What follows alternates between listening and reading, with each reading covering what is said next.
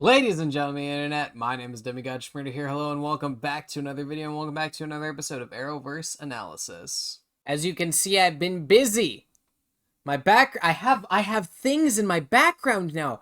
I've got this Flash Season 1 poster. I've got this Stargirl poster. I've got this Black Lightning poster. This one's really cool.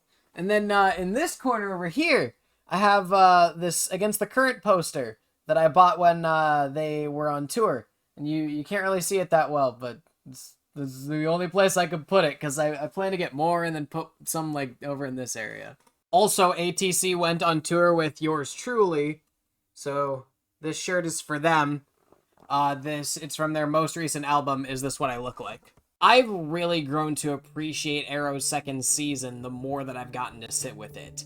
I've always liked the season and knew what a big deal it was before, but this is the first time I've been able to enjoy it thoroughly. And the season's been building every week to this massive 3-part finale. The events of these episodes all take place back to back to back, and are the true culmination of 2 whole seasons worth of build-up. And it's a real shame that the Arrowverse never reaches these highs again, though shows like Superman and Lois have certainly tried with their recent introduction of Doomsday. Yeah, we've still got some great seasons in the pipeline, notably early Flash, but I'd argue that they're never this grand. Every other season focuses exclusively on the storylines introduced in that specific season, and they often neglect a lot of episodes in the middle of their run.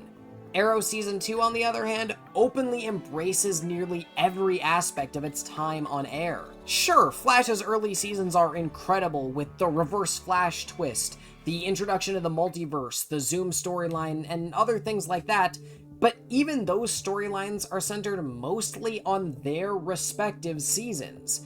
Not the case with Arrow Season 2. So, I asked my Discord server whether to make this massive event into one large video, or to split the episodes up. And I decided to kinda do both.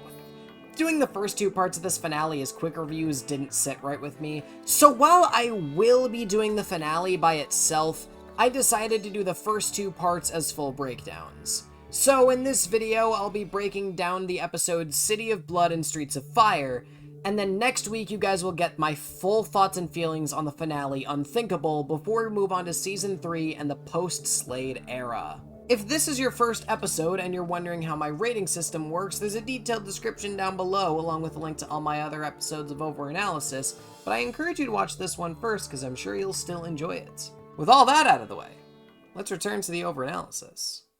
Michael Schultz returns once more to direct the episode City of Blood, which first aired on April 30th, 2014. With Oliver missing in the wake of his mother's death, Dig and Felicity turn to Amanda Waller for help. Meanwhile, Laurel makes a new discovery about Sebastian Blood's shady dealings, bringing it to the attention of Team Arrow. I do solemnly swear that I will support... Oh, this is how we open the episode, with him swearing in and then Moira's funeral happening simultaneously? Jeez. Oh, Oliver's not there. Oh, poor Thea. I wanted to offer my sincere condolences on your loss. His red tie. I'd love to speak with Oliver. Well, if you see him, tell him he missed his own mother's funeral. We all deal with grief in different ways. And the loss of a parent, well, it changes you. And the thing is, they both know what he's talking about. That he murdered his dad. La presencia de Dios vela por mí. Los dioses están muertos. Wait! Wait, is he saying the gods are dead? I know Dios means God. That totally says the gods are dead. That's not the proper grammar for that. But it says the gods are dead. I already like this one a lot more than I liked the last episode. I don't even know why I'm crying. I don't even like Moira. Yeah. You're not crying for Felicity, you're crying for Oliver. Where is he? Okay, this is when we find out about Oliver's second bunker. That is brought up exclusively in this episode and never mentioned again. Why are you here? She died thinking I hated her. Call back to the pilot. I almost died last night. I kept thinking that if I died, you would spend the rest of your life thinking that I hated you. And I want to hate you, but I can't. Welcome back to the sub. What about my idea for you to fix the sub? You were in the Navy. The Russian Navy. They taught us how to sink Japanese sub, not pilot them. I try. Where's the weird Christian guy? It's Sebastian Blood. When I accused him of killing his father, I was upset, but just because I had a problem doesn't mean I was wrong about Sebastian. I saw him at the reception, and it struck me that the only reason that he's mayor now is because Moira was killed. Yeah, why Slade Wilson? And what if there's a connection? Maybe last time. I was a drunk, and you were right not to trust me. But she's better now. I just wanted to check in and see how your first day is going. You are the mayor now, so get to work. He does not like working with Slade. Seeing Roy like this reminds me of Barry. Barry reminds me of Star Labs.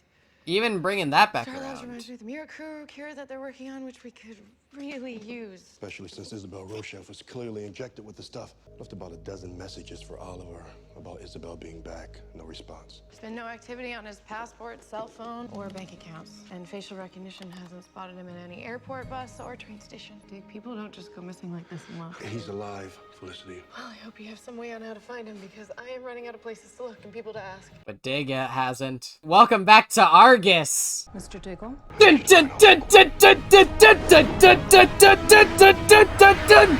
They started it while he was speaking. That computer's running an XK15 processor, but that's not even supposed to exist yet. I want one.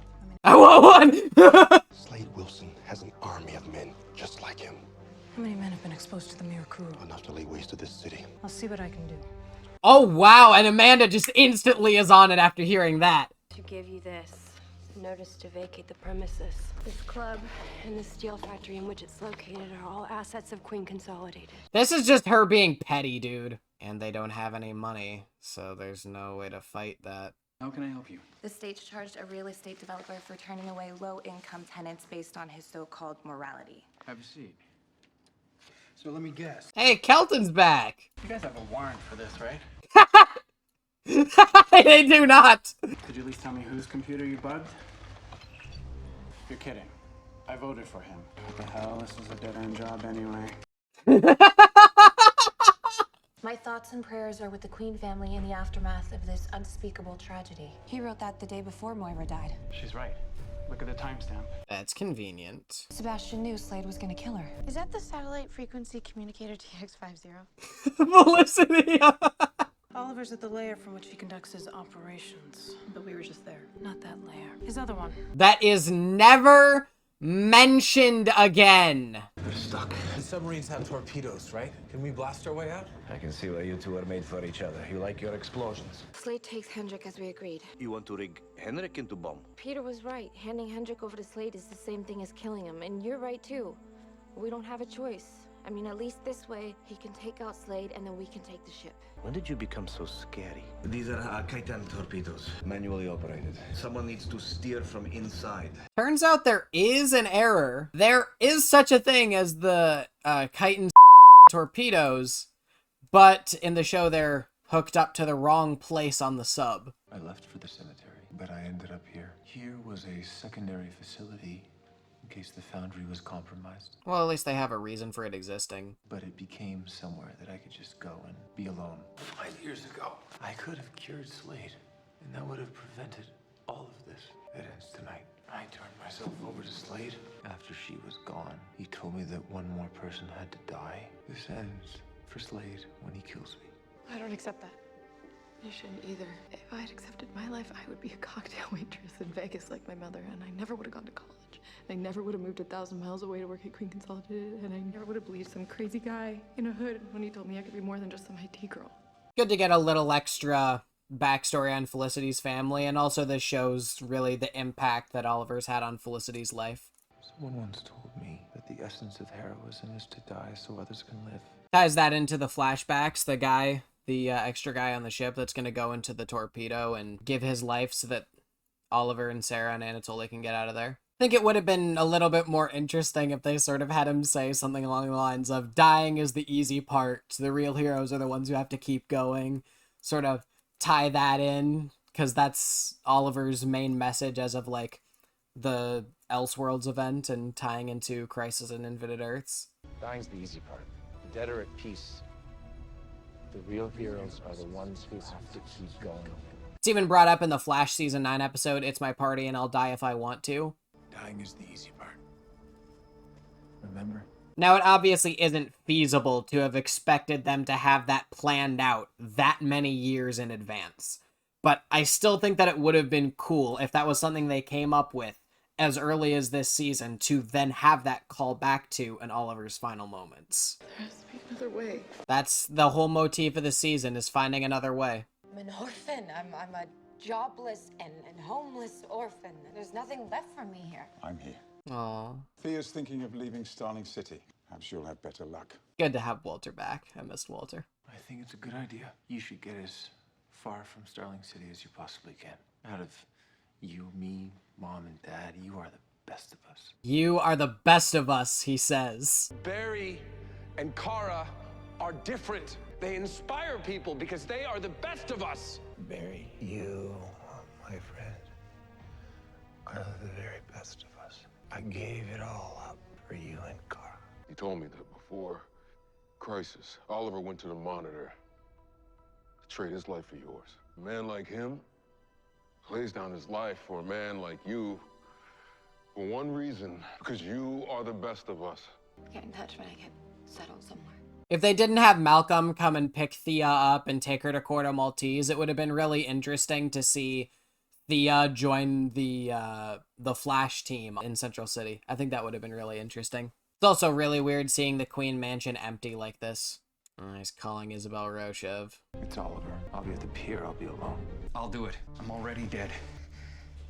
Radiation poisoning. Ivo's little gift. Said he needed to find out if Mirakuru could cure cancer. Ivo said the essence of heroism is to die so that others can live. I may not be saving millions of lives, but I'll be saving yours. Interesting that Ivo said it and that Oliver chooses to reference that as him being a great friend or an old friend. Although I guess it's Peter, whose name I just learned now, but the quote originally comes from Ivo. This is a really nice shot. This is where it all started. Got on the Queen's Gambit, right over there. No one else is gonna die because of me. Diggle, what the hell? What the fuck?! Slade Wilson. Oh, that's right. That's right. She knows. Oh, I forgot. That's right. She knows. When you went missing, I reached out to your partners. So do we count this as an identity reveal? Because technically Oliver's identity has already been revealed to her. It's less of a reveal and more of a confirmation. It's the same reason that I didn't count in the last episode, Seeing Red, where Oliver confirms to Moira that he's the vigilante, because Moira is the one that brings it up first, and Oliver just confirms that. Will you give us a moment? On Arrow, everyone else leaves. On The Flash, the two people having an argument go in the hallway. Tommy knew. You were with him. When he died. Sorry I couldn't save him. He tried. But I can save you and Thea. You can't Ollie. They just phrase it like that! God damn! She just lost her mother. Losing you would destroy her. She's already destroyed. She'll be alive. She'll be alive, he says. I know who you are in your bones, Oliver. That person, he always finds a way. Reinforcing that message for the season, finding another way. By stopping Sebastian Blood because Sebastian is working with Slade Wilson. I have proof. Slade Wilson killed your mother so that Sebastian could become mayor. And this really should be like a big moment of betrayal, because that friendship between Oliver and Sebastian has been building up throughout this back half of the season especially, but because we have to move on to the next plot point, because we spent a couple episodes just dragging our feet and pissing around and doing jack shit, we have to now Eric Wallace things. We have to now expedite things and just keep moving very, very quickly. We could have really dealt with this betrayal, and we just don't. I don't want you to be in here. If this doesn't work, I need you to be safe. Peter, what you're doing is Practical. Brave. I don't think that I could do something like this. You have. What you did for us. Coming back to that boat? I came back to the boat because I want to go home. I wasn't thinking about saving anybody. It's not who I am. Maybe not yet. Maybe not yet, he says. Totally. You can wait in the car. I'm sure that's a good idea. Nothing's going to happen to me here. Sebastian, may I join you for dinner? He knows. He knows he knows. Hey, can you hold that? Thanks a lot. Going down. You think I've never taken a beating before? How are you gonna wish I beat you? Hi. I'll be your interrogator. You have a bank account in the Cayman Islands. Looks like you just approved a wire transfer of $1 million to a charity here in Starling City. Very generous. Bitch. Bitch with Wi-Fi. Looks like your mom and dad have a really nice retirement portfolio too, but they, oh no, are just about to make some really bad investments. Stop! What do you want to know? I missed you at your mother's memorial service. You're the mayor. Congratulations. Kind of looks like the same restaurant that Oliver took Tommy and Laurel to in season 1. When he brought the papers to tell Tommy that he was shutting down his mother's clinic. Can't remember the name of the episode off the top of my head, though. I wish it had happened a different way. We didn't agree on much, but we both wanted what was best for Starling City. I will help this city find its heart again. Do you really think that he will let that happen? How do you know I've been working with Slade Wilson? Because you have failed this city. Because of the arrow. Okay, that's an identity reveal! That counts! You said that together we can save this city.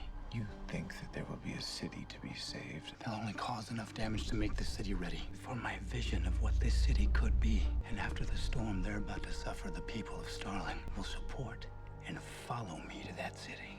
In a way, I gotta respect his hustle, because he's gonna come in and be like, you know what, we gotta think about the siege positively. We may have lost all of these buildings, all of these people, but we are the ones that survived, and we are gonna be strong enough to rebuild. We have to rebuild, and we can make it better. I kinda like that. I kinda respect his hustle and his way of thinking, dude. I'm not gonna lie. Whatever Slade promised you, he will not deliver. You are a pawn in a much larger game. Slade promised me City Hall. I understand he made you a promise too. Oh, he's got... You're gonna stab the mayor in a restaurant full of people. It's a new day in Starling City, Oliver. Oh, even this front table here is gone. Except Walter's call. Fuck you! Oh, but we need to see her and Roy. You gotta think about everything that Thea has lost this season, because Thea has done nothing but lose this season. She lost her faith in her family. She lost her faith in her dad. She lost her mom. She lost Roy. Thea has done nothing during this season but lose. And she is perfectly entitled to be lashing out at the world. It sucks and it's not fun to watch, but she is entitled to feel like shit. Last time that we'll get to see the Queen Mansion set for a while. Not last time ever, though. Slade's men are taking the city tonight. We stick to the plan, no matter what. I'm coming too. Felicity can give me a radio. I'll just be your eyes and your ears. And I need you to be safe. But not them? This started with the three of us. It's time we got back to that. It's true. As well as Sarah fits in with OTA, Sarah was not there for OTA. The original gangsters. This starts and ends with Oliver, Dig, and Felicity, and I like that. Original Team Arrow. I want to see if the screen here lines up with the Glades map at all. It's not the exact same, but it's got the one diagonal and then the 1, 2, 3. So this looks like it's supposed to be a little more zoomed in. And it's got the one river going underneath it and then another one that kind of curves and one that kind of tapers off. Okay, yeah. It's similar enough. And at the very least, they kept the street names the same. Yeah, that's a lot more than 20 guys. I have eyes on Blood's army. Follow the route I laid out in the blueprints. You'll see structural joints in the concrete. Blow them all, blood gets buried. Isn't that one of the Ironhide's escapees? Dumbass here tried to rob a convenience store, but he gave up as soon as I pulled in. Mind if I just stick him here for a minute? Oh, this shot is iconic as shit, dude. Oliver, you've worked really hard not to kill anymore. Dropping an entire block on these guys is murder. They're not men, not anymore. And right there, that's all the justification you need. Have Diggle blow the charges the moment he's ready.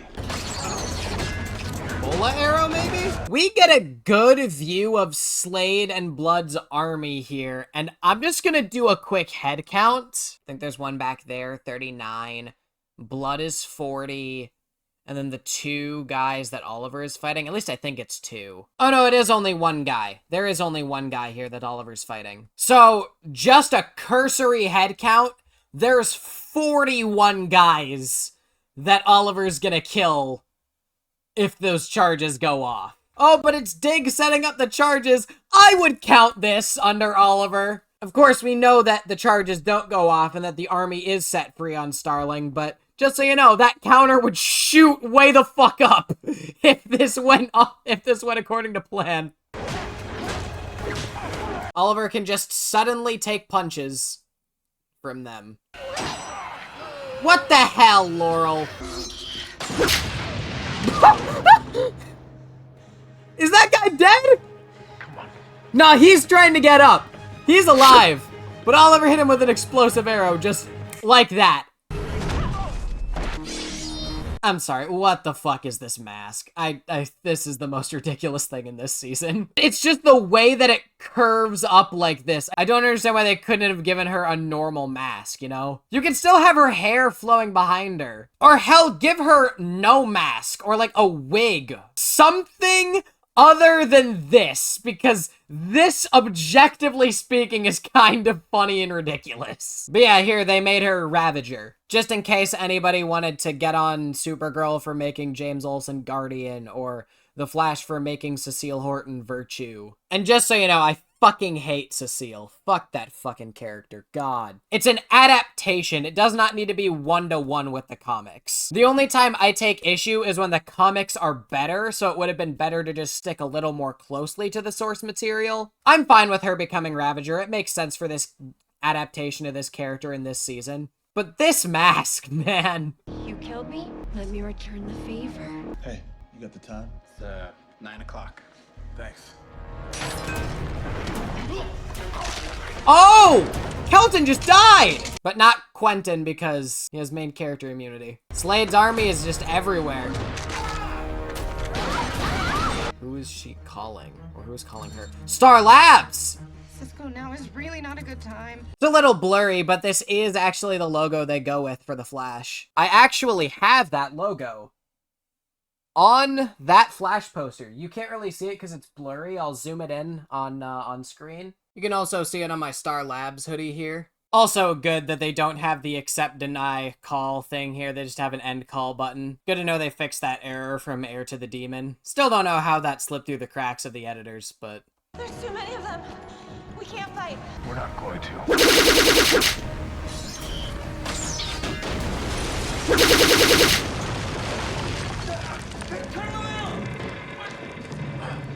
Oh, that was a really good transition.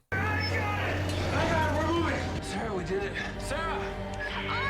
And now we get to see Slade's army march on Starling. Small little detail here. I like that we can see that it says Rockets Arena here. They've kept the Starling City sports team thing pretty consistent, so, you know, I like this detail. It's just a shame that pretty soon here, all of that detail is gonna go out the window. I'm gonna start off by giving this episode's plot a 2. Most of the episode is spent on Oliver deciding whether or not he should turn himself into Slade, which is great for the characterization, but it does take up a significant amount of the episode's time. It doesn't really make the episode feel slow, though. The press release Blood was drafting about Moira's death doesn't really make a lot of sense. Even if he did know Slade was gonna give Oliver the choice, why would he be drafting the press release beforehand? And why would he type out the timestamp himself? Sure, it's useful to be organized, but he seriously timestamped out a time before the press release would be released? And yes, this does matter, because this is the thing that allows Laurel and therefore Oliver to figure out Blood's secret identity. It's just too convenient. And another thing that's too convenient is Blood asking his bodyguard to wait in the car while at that restaurant. Blood's identity reveal should have had a lot more impact than it actually does. Unfortunately, we need to move on to the next plot point, so we don't get to feel the weight of Blood's betrayal of Starling. And that really sucks. This feels like an honest mistake on the writer's part, though. Oliver's not shocked by finding out Blood's secret because the writers knew Blood's secret. It's an honest mistake. It's pretty common for first-time writers, but it's common for first-time writers. It's not one that I'd expect these writers to make. How the hell did Laurel get into the sewers without anybody noticing her? But hey, I like Peter's sacrifice, and I think it informs Oliver's development in a really nice way. I'm giving characterization a 5. Everyone from Isabel Roshev to Blood to even Laurel is written fantastically in this episode. Hell, even Blood's security guard gets a little characterization. When Felicity threatens his parents' retirement portfolio, that's what breaks him and makes him give up the location of Slade's army. I said in the last episode that Thea is the collateral damage of Moira and Oliver's bad decisions, and that's unfortunately going to inform the path she goes down during Season 3, and we start to see those seeds being planted here. And Oliver... what can I say about him, man? I love this characterization of Oliver. Visuals are going to get the typical 3. One of the things I didn't mention during the breakdown is that you can see Blood's bodyguard following him around basically all episode. And since he's the one that Team Arrow blackmails, that's actually a really nice detail, and I like that. From minute 1, he's there. They didn't need to include him in this way, but it feels like it really means something when he actually turns out to be a vital piece of the episode's story. Even though the timestamp on Blood's press release is stupid, I can't say that I don't appreciate the attention to detail. He wrote it on April 23rd, which according to Laurel is the day before Moira died. But April 23rd is also the day that Seeing Red aired. Not the first time the Arrow crew included an Easter egg like that, not even the first time they've done that this season, but it's still really cool to see. But seriously, what were they thinking with Summer Glau's mask? Let's just say there's a reason she only wears it for this one scene. Clearly, importance is a 5. With this being the opening of the season's 3-part finale, this episode puts us perfectly in place for the last 2. It does all of the setup, and now it's time for the execution. And I'll give entertainment a 4. It took me a little bit to get into this episode, but once I was in, it was a great time. I appreciated all the details and references here. That gives City of Blood a score of 19 out of 25. Now let's get into the next one. Nick Kopus returns to direct the episode Streets of Fire, which first aired on May 7th, 2014. As Slade's army continues its conquering of Starling City, both factions become aware of a cure effort and race to find it first. Meanwhile, Malcolm Merlin returns to Starling to protect his daughter in the midst of the siege. Don't think we saw that shot of Thea before.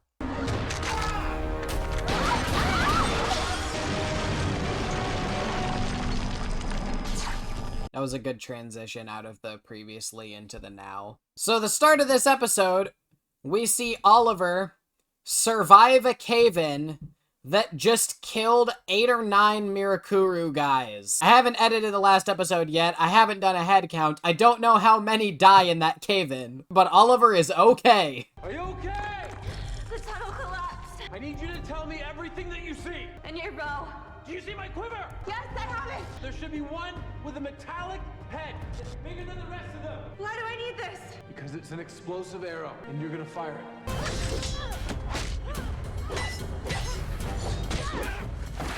Wow, this fight's not very good. Fairly sure these are the same swords that Slade used while he was trapped on Lianyu. I'm not sure why this fight isn't really that good. I mean, like, Summer Glau can do her own stunts. She did them on Sarah Connor Chronicles. And this is freaking James Bamford that's doing the fights and the stunt work. Do you want to save me some time and energy and tell me where I can find Felicity Smoke?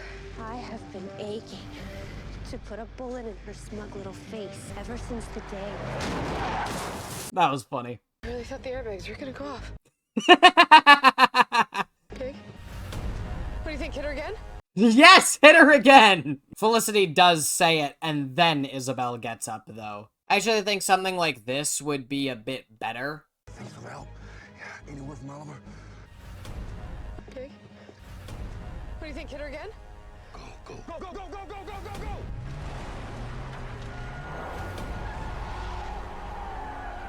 Not bad for something I cooked up in like 5 minutes on my editor. Obviously, I'd need to fix the sound design a little bit, but I don't know how to do that. But I do think that Isabel needs to get up before Felicity says dig, because, come on. Also, who the fuck is this?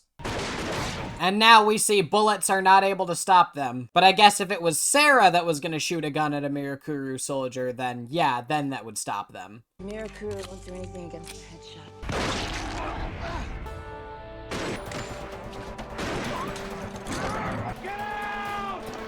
3 grenades. Sending in the National Guard at this point will only cause mass hysteria. Trust me and my police force. We have this situation under control. The police force, they're not equipped to handle this. These men in masks, it's like they're not human. Kate, do you even hear yourself? I mean, in his defense, people with superpowers are not a common occurrence in this universe yet. It is the Mirakuru guys, and Barry Allen's in a coma, so he doesn't count yet, and nobody else. Him playing the "do you even hear yourself" card, it's actually valid at this point. What if I can't shoot that far? Bo's a hybrid compound, Laurel. It's gonna do all the work for you. I do like that they bring that up, how Laurel probably should not be able to actually shoot Oliver's compound bow. Can't find anything off just a cursory search of Google if that's actually a real thing or not. Because I do know that it requires a lot of physical strength to be able to pull a bow back. In fact, that was a big point in Season 1. That was why Shadow had Oliver slap the water in... was it The Undertaking? Keep your left arm straight. This is awesome. I'm not gonna lie, this is fucking awesome. Seriously though, how the fuck did Oliver survive all that debris falling on him? You can see on his arms here where he keeps his fletchings. You there? Oliver did not touch his chest to activate his comms, but that— oh my god, I noticed that! Hang on! You there? You see, they cut away, Oliver's not touching his chest, and then he is touching his chest when they cut back to him and Laurel, but they played the sound effect without him actually doing it, because he's clearly holding Laurel's hand. In this shot right here, you can see he is holding Laurel's hand. Sarah's gone. Slade must have taken her. What's that? It's sonar. I was monitoring the Amazo. She's moving. Slade's trying to leave. We have one torpedo left, right? Can you rig it to fire in a straight line? I'm discovering capacity to do many things I never thought I would do. The whole point of Peter's sacrifice in the last episode was to teach Oliver that he can be a hero eventually. So them being able to rig the torpedo to fire in a straight line just invalidates that sacrifice, dude. Actually, I disagree with myself on that one. Oliver is going back aboard the Amazo to save someone that he cares about, to save people, to possibly sacrifice himself, just like Peter thought that he was doing. The torpedo is just an insurance policy, and Oliver is actually using that lesson he learned. So, as far as I'm concerned, the sacrifice is still intact. It is just a wee bit convenient that they could actually rig the torpedo to fire in a straight line, but that's more of a plot problem and a lot less of a character problem. I need you to get the sub close enough to the freighter that I can swim over. Sarah and I are back in an hour. You're gonna sink the Amazo. You can see right now it's Wednesday at 9:01 p.m. This train departs at 9:15, and its destination is Central City. I assume that this was the train that Theo was boarding, which really supports my idea of her joining the Flash cast as opposed to being with Malcolm and Corto Maltese. Oh, hey, wait, hang on, Malcolm, give me 1 second. So Malcolm clearly shoots 2 arrows into his side of his back, and then when we cut over here, we see 2 in the middle of his back. These are just the things I'm noticing on a cursory glance, too. There's a lot of errors so far. And it is playing his theme from Season 1, or a new version of it.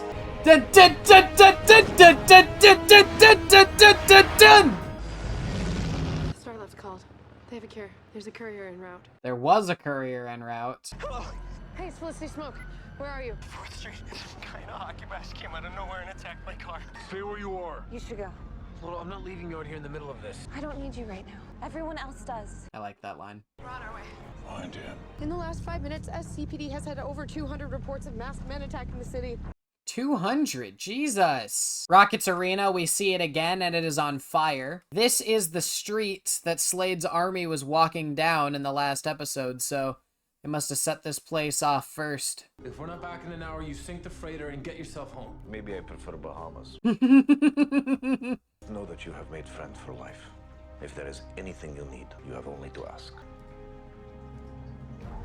I like Anatoly. Prochnos, my friend. Prochnos. I also teach you to speak Russian. I also teach you to speak Russian. And he says Prochnost as he sends Oliver off. Prochnost. We're gonna establish a perimeter with checkpoints at 5th and Adams, 2nd and 50. We gotta create a safe zone. We gotta call in the National Guard. Let's call for the mayor. And he hasn't made that yet. Blood's behind us. There's only one more guy we could call. The vigilante. The Arrow. I like how Quentin corrects him, because Quentin's come around on him this whole season. I know he's breaking the law. What we're up against is not about the law, it's about survival. We got mass tearing our city to pieces, and we're gonna need a mass to stop them. You know more about what's going on over everyone else I got. I need you making decisions and leading these men, Detective. Hey, he gave him his shield back. Follow me. I can get you to safety. Hey, Sarah came back! Because Sarah was out in Nana Parbat. Sarah. She is just put- wait! No, hang on. So she spent an entire episode with her back when Helena showed up. Did not recognize her through the mask and wig then, but does so now. Why? Oh wait, no, I'm stupid actually, that's right. She put it together herself after Slade told her Oliver was the Arrow. And that happened in, I wanna say it was The Man Under the Hood? Oh, there's sword sound effects. This isn't part of the plan. Oh! I don't take orders from you. Wait, why'd Slade send that guy to... I'm confused. Starling City Police Force is standing with you on this one. We're working something and it may stop them, but we need more time. We can do that. Good luck. Oh, you can see it scrape along some of the other cars. I thought he was about to pick it up. Oh! Whoever owns this bar went to the Ben 10 Alien Force School of Naming Things. We established that explosions don't kill them. I'm not here to hurt you. You're a murderer, That's fair. terrorist, psychopath.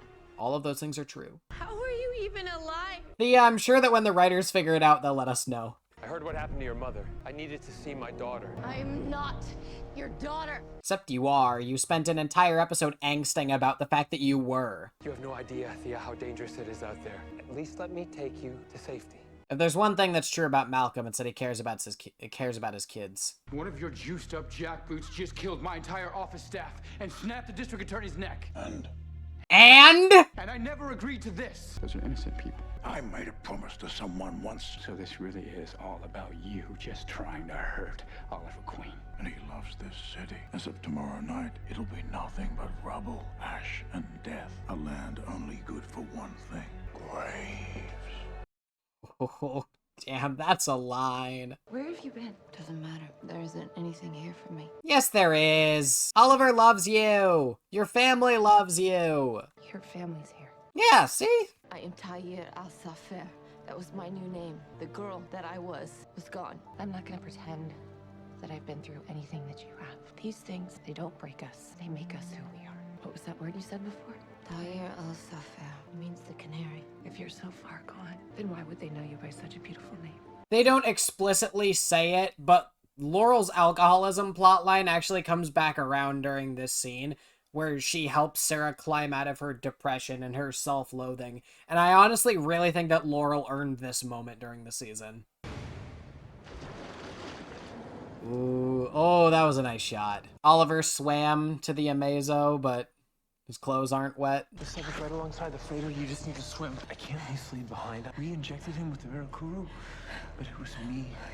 Right? I chose you over Shadow. I need to save my friend. I need to at least try and get to the sub. Not without you. Oh, come on, Sarah! His cell phone GPS says he should be within a 500-foot radius. Where are you? We're here. Where are you? I can see your feet. That's not us. No him and no cure. Mr. Wilson, is this what you're looking for? Get a better look at the Star Labs logo here. I do like that it's Star Labs that makes the cure. I was wrong about it being Argus before, because then we can remind everyone, hey, you know, when this shows up on The Flash, you saw it on Arrow first, and this is a big deal. Since Thawne is from the future, I wonder if he knew how big of a deal it was for Star Labs to make the Mirakuru cure, or if Cisco and Caitlin had to strong-arm him into it. Or hell, maybe he sent Cisco and Caitlin to that placed in Star City to shut it down, specifically because they needed to meet Felicity to make the Mirakuru cure. Remember, Oliver needs to be alive to give Barry that speech to inspire him to actually use his powers for good. So if Oliver Queen dies, Barry Allen doesn't become the Flash and he ceases to exist. It's entirely possible that the timeline just works like that on accident, and neither the Arrow nor Flash writing teams thought about it, but it just coincidentally works really well. Welcome back to the Belfry. Oh, hey! That window that Roy busted in Seeing Red is still broken. You can even see it busted in this establishing shot. Though for the record, I could not see the window that Oliver broke in League of Assassins. The cure they sent us was all they had, and they used all the Mirakuru that we gave them, so they can't make more. The foundry's been compromised, and we need to get Roy out of there. I'm on it. And I had no idea that something like this was even possible. Well, maybe you need to believe in the impossible. What's happening now is not your fault. Yes, it is. I have failed this city. Wait, I wasn't... I was...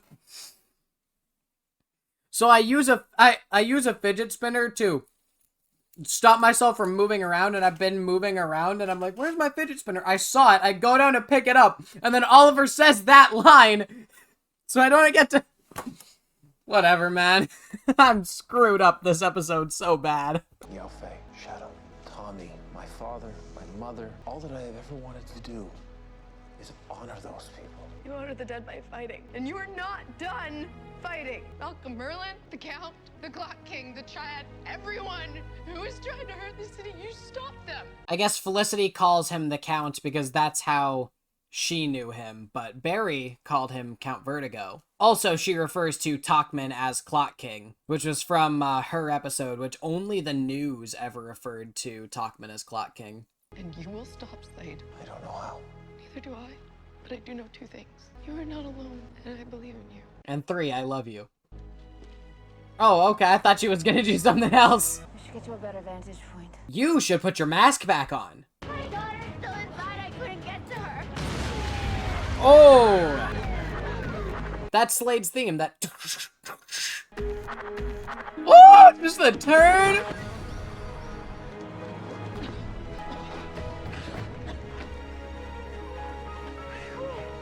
Who was that? That's the canary. And again, it's an adaptation, and I think that for this show, it actually really works that Sarah was the one that was the canary instead of Laurel. At least at first. That way you can get your Green Arrow, Black Canary romance, and it's a really good romance, and you can have her naturally built up, and you can connect her to the League of Assassins so that she can fight. I don't know, man. Sarah being the canary works for me. Stay behind me. Which, of course, Malcolm knows. This fight is not very good either. You're out of arrows. You're not. That was a great line. His quiver's full. Quiver's still full.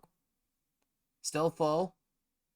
Oh, now his quiver is empty. Wait. Yeah, IMDb is right about that. The first thing that I went to was this page when I was checking to see about Oliver's compound bow, because usually there's stuff like that in factual errors. That's also when I noticed this. I didn't bring it up earlier, but yeah, it is a thing. They misspelled ordnance. This episode has a lot of errors. Holy shit, it has a lot of errors. Yeah, you can very clearly see Malcolm still has arrows here, here, here, and then here he does. Here he does, and now he doesn't. Even if they just wanted the quip, I can't believe that slipped through. But yeah, he survived the frickin' undertaking and survived getting stabbed. Do you really think that is gonna kill him? What do you want? To save this city before it's too late. You were right about Slade Wilson, but I'm here now and I can help you. I have the Mirakuru cure. How the fuck did he wrestle that thing away from Slade's hands, dude? You know that Slade is gonna keep that on his person and have like 5 guards watch it like a hawk. Because it is the only thing that can stop him. How the fuck? Maybe this is obvious, but are we sure this isn't a trap? No. I'm just saying, if you guys don't come back alive, I'm gonna be really pissed. Oh, they are putting a lot of emphasis now, right at the end, on hinting at Oliver and Felicity. Still don't understand why Slade did this. As a young boy, I was plagued by nightmares. Now is not the time for a monologue. It was my father's face that haunted me, and this is how I saw him. I made this mask to conquer my fears and to remind myself why I fight, to give this city's most desperate a chance. All I ever wanted to do was help people, Oliver. You know what? I do actually believe that Blood believes that. Like many other fallen hero characters before him, he has all these positive goals, these positive aspirations, and just somewhere along the way, his methods get a little questionable, and eventually he goes like really, really dark, all in the name of doing this positive thing. I've written a character like that, actually, and characters like that are very interesting. That's why I did it. This is just like, I can totally buy this for Blood, and it's a really great character moment. This is a really great character scene. You said one more person had to die. Whoever you love the most. I hope you can beat him with this. And when this is over, I will do everything in my power to rebuild Starling City. You really think they'll still let you be mayor? No one knows that I've done anything except try to save this city. And if you tell anyone about my mask, I will tell them about yours. A blonde in a mask ran out of a burning building with a kid in her arms. It's the bravest thing I've ever seen. That one's the hero. A little coincidental for my taste, but it works for this moment and this character. You gave it to him, didn't you? I did what I felt was necessary. Oh, damn! I love this city. Kingpin who, motherfucker? They are just killing all of the characters this episode. Well, these last 2 episodes, I guess. I'm gonna be a crazy person for a second. I'm gonna check exactly which vial Oliver pulled out of there to see if it's a 52. So there is 10 per row, but Oliver doesn't take from this row, which is the row numbered 50s. Okay, thank fucking God. I guess now's as good a time as any to mention that yes, the number 52 is down there, so throw it on the counter. Yeah, I'm not gonna count this one because this one is very clearly just numbering the individual vials. If Oliver took out vial 52, I'd count it, but this one doesn't seem to be an allusion to the most obvious number in DC Comics history, so this one's not going on the counter, but just know I found it. Fuck me. And this is Ivo's cabin where he said the Mirakuru cure was. Oh, there's his bow and quiver. I didn't even realize he didn't have them. What are you looking for, kid? This. An army convoy arriving on the outskirts of the city to restore order. Well, they're taking up positions at the bridges and tunnels. Well, those are the only ways into the city. Yeah, and the only ways out. But it's clearly the military. The nearest army base is at Monument Point, which is 300 miles from here. Where? Nope. Nope. I'm not seeing it go in. Nope. Ladies and gentlemen, Amanda motherfucking Waller. Amanda, the troops taking up position at the city's exits. They're not army, they're Argus. Those are your men. They're even bringing Argus back into it. I really, honestly think that aside from the Huntress episode, there really isn't anything in this season that's unimportant. The freaking Suicide Squad episode gets brought back around. Not just this time, but also next week. Deadshot shows up too. When I say that this season is peak Arrowverse, I mean that there is literally nothing that is unimportant, and almost every single thing gets referenced. And that's just awesome. It shows that these writers knew what they were doing, knew what to introduce, what would be important, and so they planned the season accordingly, and they even did the Suicide Squad backdoor pilot smartly, so that that would get brought back around too.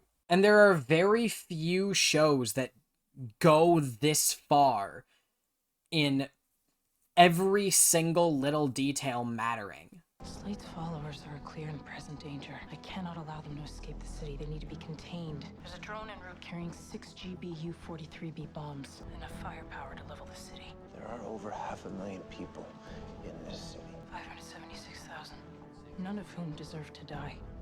But I have to think about the people in every city. But the thing is, this is also totally in character for Amanda. She gives absolutely zero regard to human life. It is objective and nothing else. I'm just going to rephrase what I said here a little bit.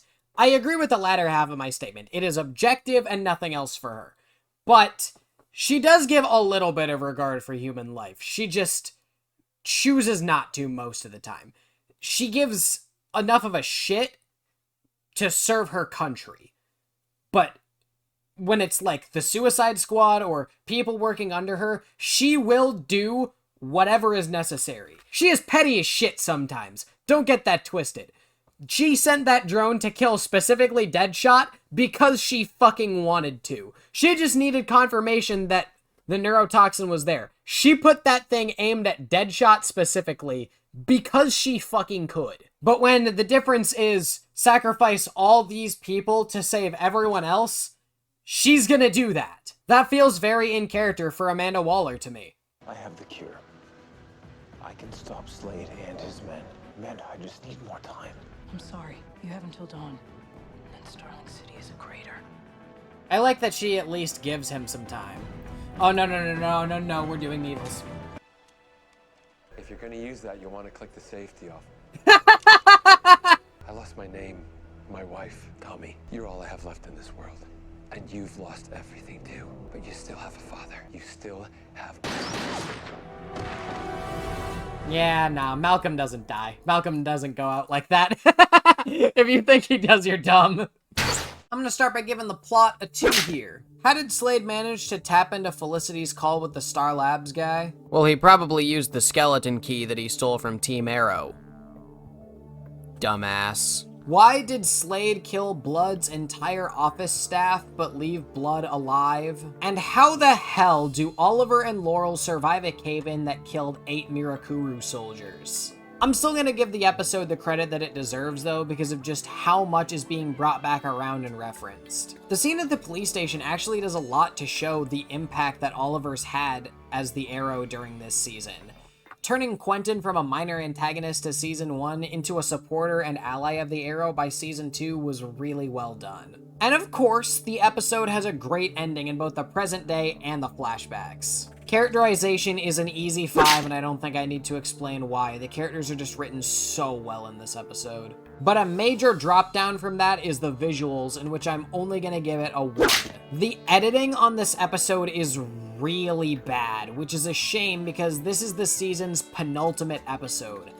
I found a lot of visual errors, the fights aren't very good, shots get reused within a second of just showing that exact same shot. The editing of this episode is just very sloppy, and whoever was doing it really dropped the ball. I'd say this is in contention for being one of Arrow's worst looking episodes, at least so far, and I almost gave it a 0 here.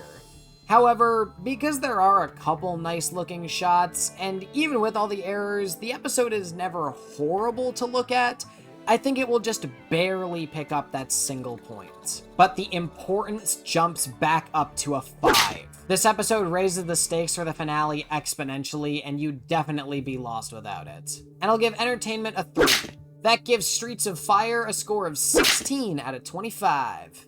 Now let's get into the wrap-up. The stage has now been suitably set for the finale, and honestly, I'm just gonna leave this video with that. Next week, we tackle the Arrow Season 2 finale in all its beautiful, cathartic glory. But anyway, that is it for this episode, guys. If you enjoyed it, please be sure to leave a like and a comment. That'd be greatly appreciated. Also, be sure to click that subscribe button if you haven't already so that you can join us as soon as friggin' possible. And while I'm plugging everything else, be sure to click the bell so that you get notified whenever we upload one of these crappy videos. But apart from that, I will see you guys in the next one. Peace out, guys. This is Demigod Shmurda,